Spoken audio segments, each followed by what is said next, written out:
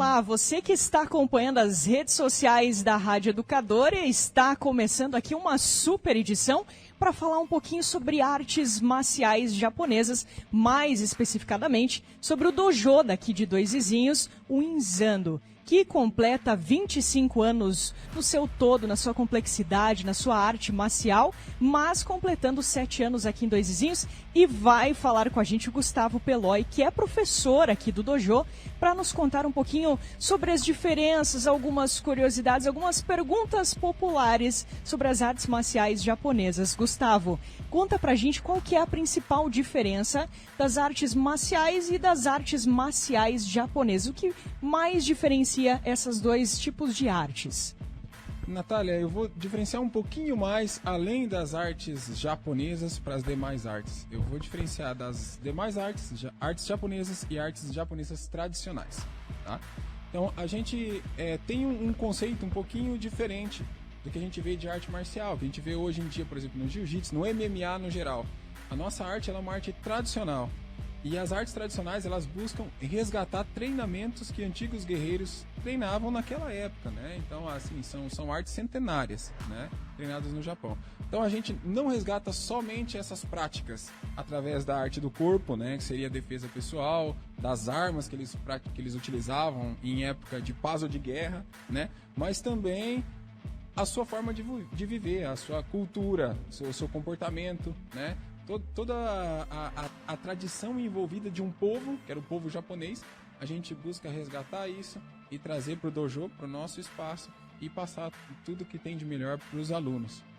Muito bem, e tem toda essa questão também de disciplina, principalmente, né? Se trata muito com respeito a essa questão da hierarquia, né? Gustavo, eu gostaria que você nos contasse quais são as armas, assim, quais são os instrumentos necessários para essa prática do Inzando. Percebo que vocês têm uma roupa diferenciada, tem alguns armamentos, que inclusive para quem passou através do Lago Dourado, na praça, o pessoal treina em diferentes lugares, né? E deve ter confundido vocês até com ninjas. Conta pra gente aí qual que é essa diferença. Vocês não são ninja não, né? Não somos ninjas, né? As armas que os ninjas utilizavam pode se confundir um pouco, né? A espada, o bastão, etc. Às vezes a gente vê nos animes as shurikens, né? Que na verdade são shakens. Aqui é a estrelinha de arremesso, né? Que não é bem assim que funciona na realidade. É tudo muito cinematográfico, né? Mas assim, as armas que nós utilizamos, praticamos, é a espada samurai, espada japonesa, o arco e flecha japonês, que é um arco de 2,10 metros, né, um arco bem longo, a arte de defesa contra a faca, a arte da faca, a arte do bastão japonês, que é 1,28 m, e tem outras armas bem específicas, né, que daí conforme o aluno vai avançando, vai tomando gosto por uma determinada arma, você vai tendo um pouquinho mais de aprendizado nisso. Mas assim, o que nós praticamos, os nossos preceitos, são preceitos dos guerreiros tradicionais samurais, né? Não somos ninjas. Apesar que os ninjas, no fim, também eram samurais. Alguns samurais eram ninjas. O conceito de ninja foge um pouco do que a gente vê nos filmes e nos animes, na realidade, historicamente. E dessas diferentes armas, então, o aluno Inzando pode escolher qual ele se identifica mais. Seria isso, Gustavo? Por exemplo, tem a questão do bastão, tem a questão da espada, do arco e flecha. Qual ele se destacar melhor, ele pode ir seguindo e aprendendo mais sobre isso determinadamente, né? Eu vejo aqui no dojo, e já a gente vai mostrar aqui na filmagem, uma armadura enorme. Conta pra gente qual que é o sentido dessa armadura. Sim, na verdade existem as artes que são bases, né, que você tem que aprender. Por exemplo, a arte do corpo, que se chama Taijutsu, que é a defesa pessoal, ela é a base de... Você não consegue trabalhar outras armas sem trabalhar o corpo, porque a arma, na verdade, é a extensão do corpo. Então depois você tem que começar pela espada japonesa, que é a base, que depois você vai avançando. E conforme o tempo, sim, você pode ter preferências por uma determinada prática ou outra, mas isso vai de acordo com o teu treinamento e com como você absorve o conhecimento, tá? E a armadura, ela é mais um instrumento de prática, né? Para o companheiro não se machucar e também para simular um pouquinho do combate como era antigamente no campo de batalha entre esses guerreiros. Que legal! E o pessoal que tiver interesse pode procurar o Inzando aqui em Dois Vizinhos para fazer uma aula experimental, ter essa experiência de como que funciona. E falando em aula experimental, pelo jeito, nem eu escapei de fazer uma aula experimental. Vamos conferir tudo já já.